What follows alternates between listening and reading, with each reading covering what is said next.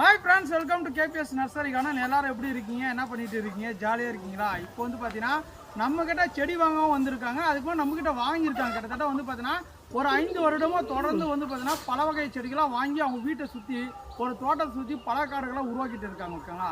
அந்த பழக்காடெல்லாம் உருவாக்குறதுனால அவங்க நம்மளோட சஜஷன்லாம் கேட்குறாங்க. நம்மளோட செடியோட குவாலிட்டி எப்படி இருக்குது, பழம் வைக்கிறதுனால நமக்கு என்ன யூசஸ், அதெல்லாம் பற்றி வந்து பார்த்தீங்கன்னா சார் ரொம்ப ஒரு பெரிய ஆள் தான். ஓகே, அவரை பற்றி எனக்கு வந்து பார்த்தீங்கன்னா யூடியூப் வீடியோ பார்த்தா தெரியும். இப்போ சார் 1 by 1 சொல்லுவார், நீங்கள் கேட்டு தெரிஞ்சுக்காங்க சார்.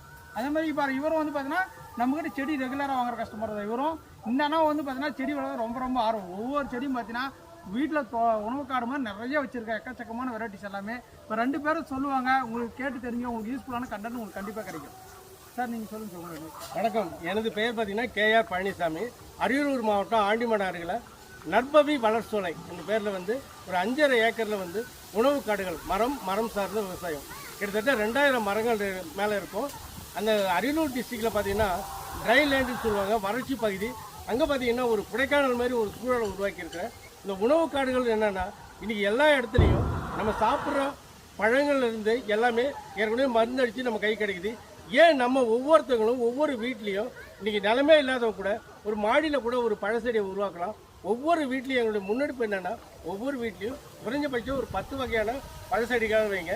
அந்த வகையில் பார்த்தீங்கன்னா ஒரு தரமான செடி, நான் இந்த தமிழ்நாடு, ஆந்திரா, கேரளா எல்லா இடத்துக்கும் பயணம் போயிருக்கிறேன்.